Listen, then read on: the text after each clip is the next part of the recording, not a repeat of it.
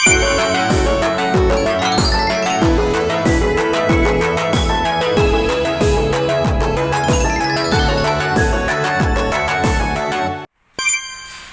สดีครับสวัสดีช่วงเช้าของวันจันทร์วันหวยออกนะครับกลางเดือนสิงหาคมนะครับวันหวยออกกลางเดือนวันนี้วันที่16นะครับวันที่16สิงหาวันหวยออกใครมีตัวดีๆก็เลือกซื้อกันได้นะครับเช้าวันนี้มี2คันนะครับมีตู้โฟล์กนะครับตู้โฟล์ก1คันแล้วก็ BM ซีรีส์7 1คันนะครับมาตั้งแต่เช้าตั้งแต่ประตูยังไม่เปิดเลยนะครับ มาตั้งแต่ประตูหน้าบ้านยังไม่เปิดเลยนะสำหรับโฟล์กนะครับ BM ซีรีส์7คันนี้มาด้วยอาการเสียงดังนะครับเสียงดังกุกกักกุกกักกุกกักวิ่งทางตรงก็ดังนะครับวิ่งทางกุกกักก็ดังนะครับสำหรับ BM คันนี้ตรวจเช็คออกมาแล้วนะครับมีลูกหมากปีกนกที่เป็นอลูมิเนียมนะครับ4ตัวนะเดี๋ยวจะให้ดูกันอีกทีหนึ่งว่าตัวลักษณะเป็นยังไงนะครับลูกหมากปีกนกซ้ายขวา4ตัวแล้วก็ลูกหมากคันชักลูกหมากแหลกลูกหมากกันโครงนะฮะสรุปแล้วด้านหน้าลูกหมากโล่หมดทุกตัวนะครับเพราะหมดอายุหมดแล้วนะครับตอนนี้วิ่งไม่เป็นซีรีส์7แล้วนะครับวิ่งมากดังมากกว่ากระบะนะ มีอาการรอดด้วยนะครับวิ่งเจอลูกระนาดวิ่งเจอเส้นถนนรถ10 ล้อนะครับมีอาการเลื้อยเลยนะรวมมากลูกหมากรวมมากสำหรับด้านหลังมีลูกหมากอาร์มหน้าอาร์มหลังนะครับซ้ายขวา4ตัวนะครับสำหรับลูกหมากกระพงตรวจดูก่อนว่าการเป็นลักษณะยังไงบ้างนะครับสำหรับ BM ซีรีส์7คันนี้นัดเย็นนี้นะฮะเสร็จนะครับนัดเสร็จเย็นนี้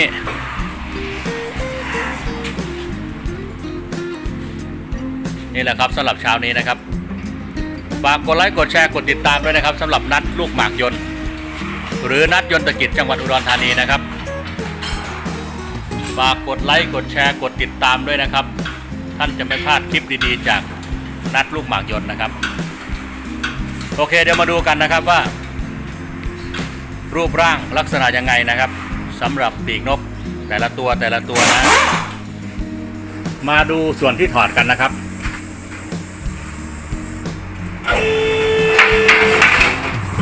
ลูกหมากแหลกถอดออกมาแล้วนะครับลูกหมากแหลกลูกหมากปีกนกนะครับลูกหมากนก2ตัวลูกหมากกันโครงนะครับถอดออกมาแล้วนะครับ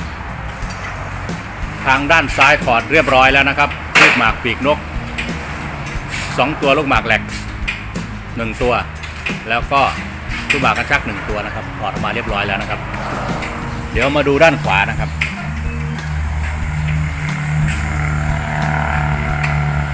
มาดูด้านขวาถอดออกมาแล้วเหมือนกันนะครับลูกหมากแหลกถอดออกมาแล้วนะครับลูกหมากกันโครงถอดออกมาแล้วลูกหมากปีกนกก็อยู่ตรงนี้นะฮะถอดออกมาแล้วนะครับนี่ด้านหนึ่งนะถอดออกมาเรียบร้อยแล้วนะครับทั้ง2ข้าง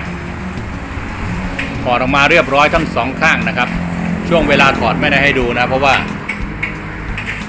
ถอดไวซะเหลือเกินนะครับช่วยกันถอดนะครับไม่มีใครถ่ายรูปนะไม่มีใครถ่ายไม่มีใครจับโทรศัพท์นะครับไม่มีใครจับโทรศัพท์ทีนี้มาด้านหลังตอนนี้กำลังถอดนะครับกำลังถอดลูกหมากอาร์มนี่นะครับลูกหมากอาร์มหลังอาร์มหน้าตัวในโน้นนะครับกำลังถอดอยู่นะครับส่วนด้านนี้ก็ลูกหมากอาร์มนะครับลูกหมากอาร์มหลังลูกหมากอยู่ตรงนี้นะครับลูกหมากอาร์มหน้าอาร์มหน้าอาร์มหลัง2ตัวนี้จะปรับล้อนะครับเป็นลูกเบี้ยวนะจะมีลูกเบี้ยวปรับล้อนะครับตัวนี้ตัวด้านหน้านะครับจะมีลูกเบี้ยวนะชี้ให้ดูนี่นะครับที่เป็นน็อตลูกเบี้ยวเนี่ยนะครับสำหรับปรับล้อให้หน้าบานให้หน้าหุบนะครับสำหรับตัวนี้นะอาร์มหน้าอาร์มหลังไม่มีนะอาร์มหลังไม่เป็นลูกเบี้ยวนะครับส่วนอาร์มหลัง แล้วก็ลูกหมากกันโคงนี่2ตัวนะครับ จริงๆลูกค้าไม่ให้ทำนะครับแต่ดูแล้วน่าจะหลวมเดี๋ยวต้องถอดมาดูก่อนว่ามันบอกมากน้อยแค่ไหนค่อยโทรบอกลูกค้านะครับโอ้โหพูดปีกนกพูดปีกนกก็แตกลูกค้าก็เซฟงบซะด้วยนะถ้าเปลี่ยนของใหม่บอกได้เลยประมาณ 30,000-40,000นะประมาณ 30,000 กว่าบาทกับ 40,000นะแต่ละตัวติดปีกนกทั้งนั้นเลยนะครับมาทั้งปีกนกทั้งนั้นเลยนะค่อนข้างจะแพงนะครับตัวหนึ่งตีคร่าวๆน่าจะมันตัวละ 3,000 กว่าบาทนะครับตีคร่าวๆต่างจังหวัดตัวหนึ่งตัวละ 3,000 กว่าบาทได้สั่งของเป็นอาทิตย์ด้วยนะฮะสำหรับปีกนกตัวนี้นะฮะอาร์มก็ติดปีกนกมานะอาร์มก็ติดปีกมันมาเป็นปีกมาเป็นดุ้นมาทั้งท่อนนะฮะนี่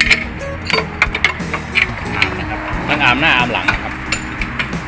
เดี๋ยวมาดูลูกหมากนี่ดูสิมันจะมาเป็นปีกนี้นะของเชียงกงไปซื้อก็1,000 กว่าบาทตัวนี้นะ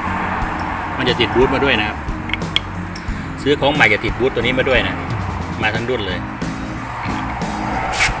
นี่ครับลักษณะที่มันแพงนะลักษณะที่มันแพงเป็นสาเหตุเพราะอย่างนี้นี่เองนะเดี๋ยวมาดูปีกนกหน้านะฮะเดี๋ยวมาดูปีกนกหน้านี่มันจะมาเป็นดุ้นอย่างนี้นะมันจะมาทั้งท่อนอย่างนี้นะฮะนี่ถอดออกมาหมดแล้วนะครับเดี๋ยวจะเรียงให้ดู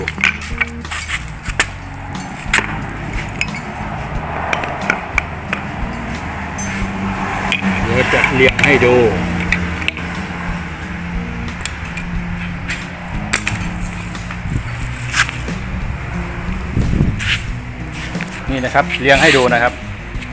ว่าลักษณะการมามันจะมายังไงนะครับถ้าซื้อของใหม่นี่จะมาทั้งดุ้นอย่างนี้นะทั้งท่อนทั้งปีกนกเลยนะครับอันนี้คือลูกหมากปีกนกนะครับตัวมันจะมีตัวสั้นตัวยาวนะบางคนก็เรียกตัวหน้าตัวหลังนะครับปีกนกนี่ยิ่งตัวนี้แพงเลยนะครับตัวนี้จะแพงเลยตัวยาวใหญ่นี่นะเผอิญมาที่นี่เป็นโรงงานซ่อมลูกหมากนะครับก็เลยไม่แพงนะครับไม่แพงแต่ถ้าซื้อของใหม่ตัวหนึ่งหลายพันนะครับหลายพันบอกได้เลยว่าแต่ละตัวได้หลายพันบอกได้เลยแต่ละตัวนี่หลายพันบาทมันจะมาทั้งดุ้นอย่างนี้นะลูกหมากกันโครงตัวยาวนะครับยาวเลยนะครับเกือบแขนหนึ่งนะลูกหมากกันโครง2ตัวลูกหมากปีกนกตัวยาว2ตัวลูกหมากคันชัก2ตัวลูกหมากแหลก2ตัวอันนี้ลูกหมากปีกนกตัวสั้นนะครับซึ่งเป็นอลูมิเนียมทั้งหมดนะลูกหมากปีกนกถ้าจะทำยากพอสมควรนะครับทำยากเลยล่ะนะครับ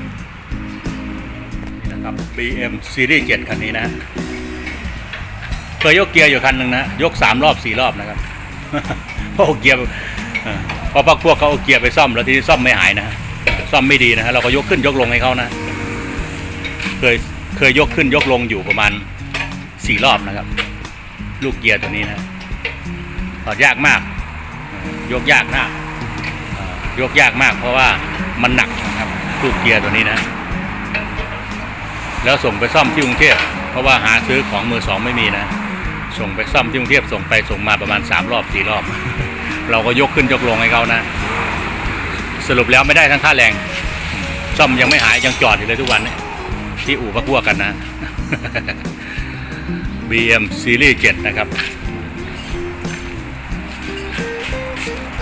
โอเคเดี๋ยวมาดูกันต่อนะครับส่วนรถโฟล์คคันนี้นะฮะส่วนรถโฟล์คตู้คันนี้ไม่มีอะไรเยอะนะครับซ่อมไปหลายครั้งแล้วนะ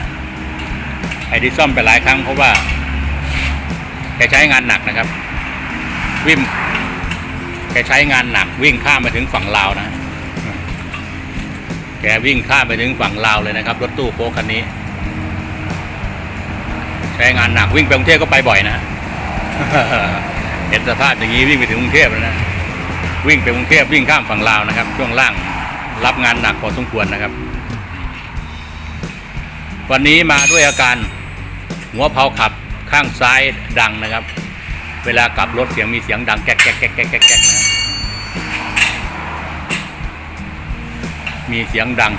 เดี๋ยวซ่อมเพลาด้านซ้ายนะครับเพราะว่าซื้อหัวหนึ่งหลายตังค์นะครับลูกค้าไม่น่าจะพร้อมนะครับก็เดี๋ยวถอดซ่อมนะครับสำหรับหัวเพลาถอดซ่อมแล้วก็มียางกันฝุ่นแหลกนะครับยางกันฝุ่นแหลกสองข้างแล้วก็ยางกันฝุ่นเพลาสองข้างนะครับยางกันฝุ่นเพลาขาดแล้วนะขาดเลยนะฮะขาดแล้วขาดเลยส่วนยางกันฝุ่นแหลกนี่คือยางกันฝุ่นแหลกขาดสองข้างนะครับเดี๋ยวเปลี่ยนยางกันฝุ่นแหลกนะครับตู้โฟกไม่มีอะไรเยอะนะครับคร่าวๆประมาณนี้นะก็เลยไม่ได้ถ่ายเยอะนะครับสำหรับตู้โฟกก็เลยไม่ได้ถ่ายเยอะเพราะว่าไม่มีอะไรเยอะนะครับอาการหนักก็คือ BM คันนี้ละอาการหนักก็คือ BM คันนี้เดี๋ยวจะให้ดูคร่าวๆว่าตัวไหนมันหนักมากนี่นะครับฟังเสียงลูกหมาก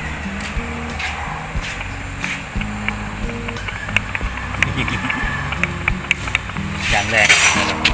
แล้วก็จะมีกระชักตัวหนึ่งมันดังแรงมากนี่ฟังเสียงนะครับคือเสียงแล้วก็จะมีลูกหมากกันโกงอย่างหนักนี่อย่างหนักลูกหมากกันโกงทำเสร็จทีนี้เงียบกริบแน่นนี่คืออาการคร่าวๆนะครับของ BM Series 7 คันนี้นะฮะโอเคเดี๋ยวค่อยมาทยอยดูกันนะครับว่าจะทำยังไงบ้างนะครับลูกหมากอาร์มหลังด้านซ้ายถอดแล้วนะครับลูกหมากอาร์มหลังด้านซ้ายก็จะเป็นอะไรอย่างตัวนี้นะอันนี้ตัวหลังอันนี้ตัวหน้านะครับอาร์มหน้าอาร์มหลังลูกกันโกงถอดแล้วนะครับยังใช้ได้อยู่นะครับลูกหมากกันโกงสรุปแล้วก็เลยไม่ต้องเปลี่ยนนะครับไม่ต้องซ่อมใช้ได้อยู่เช็คแล้วนะฮะส่วนลูกหมากอาร์มทั้ง2ตัวสาหัสทั้ง2ตัวนี่นะสาหัสทั้ง2ตัว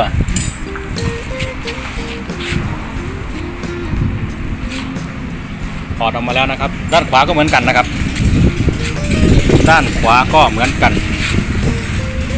สาหัสเหมือนกันนะครับนี่นะอาร์มหน้าอาร์มหลังกำลังถอดนะครับโอ้บูแตกเลย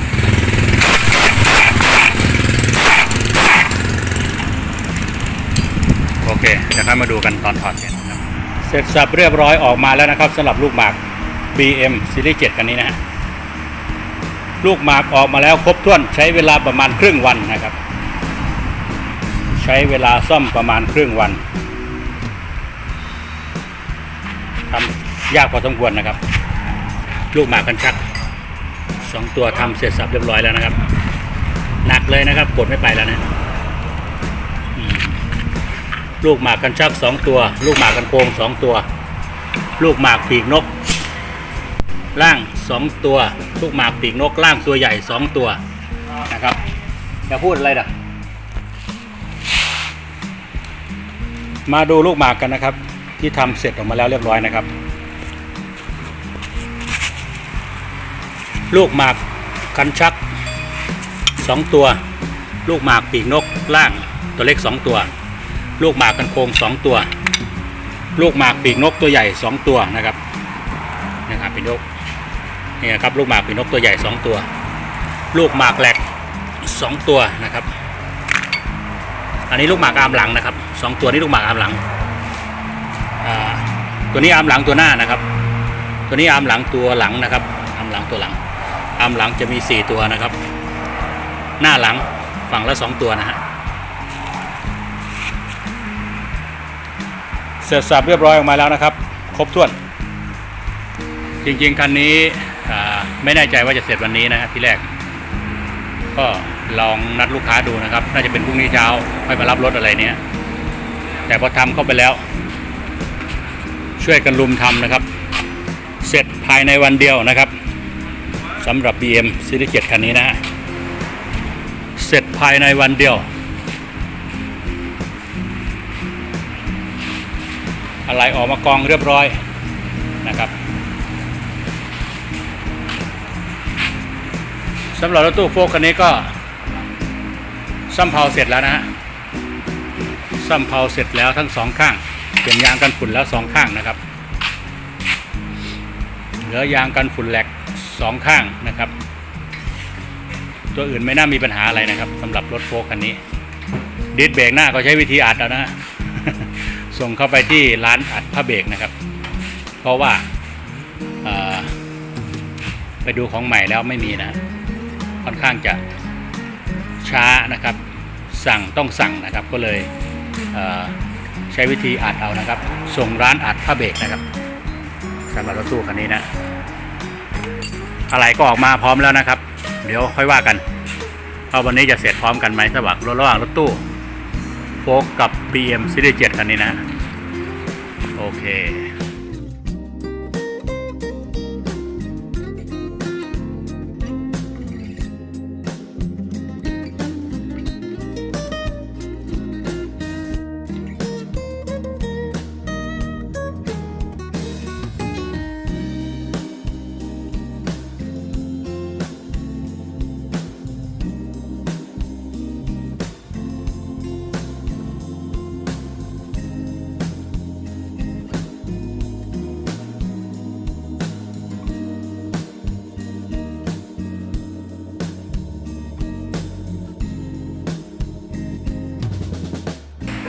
ด้านหน้าประกอบเกือบจะเสร็จแล้วนะครับ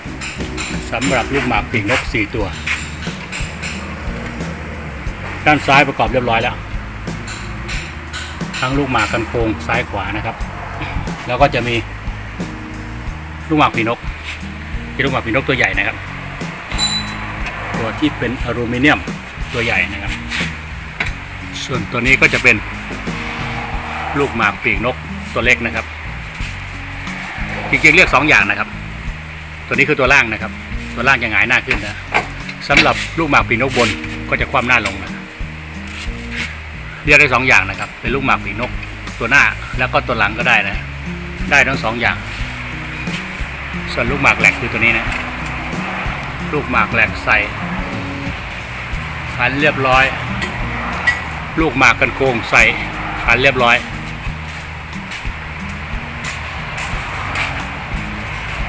ทั้งสองข้างด้านหน้า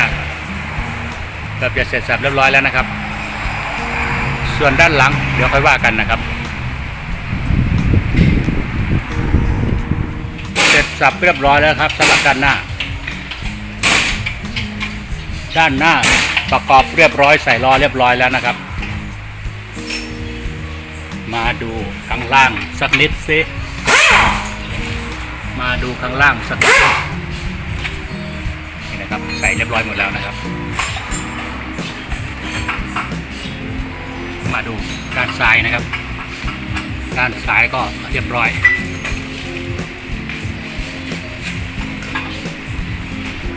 โอเคด้านหน้าเรียบร้อยแล้วนะครับทั้งซ้ายและขวาใส่ล้อเรียบร้อยเดี๋ยวมาดูด้านหลังกันต่อนะครับ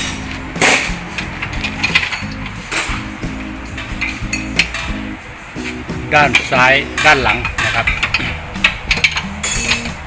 ข้างหลังซ้ายเรียบร้อยกำลังขันย้ำอยู่นะเรียบร้อยแล้วนะครับด้านหลังข้างซ้ายนะครับเรียบร้อยอาร์มตัวหลังอาร์มตัวหน้านะครับใส่เสร็จจับเรียบร้อยส่วนด้านซ้ายเดี๋ยวสักครู่นะครับ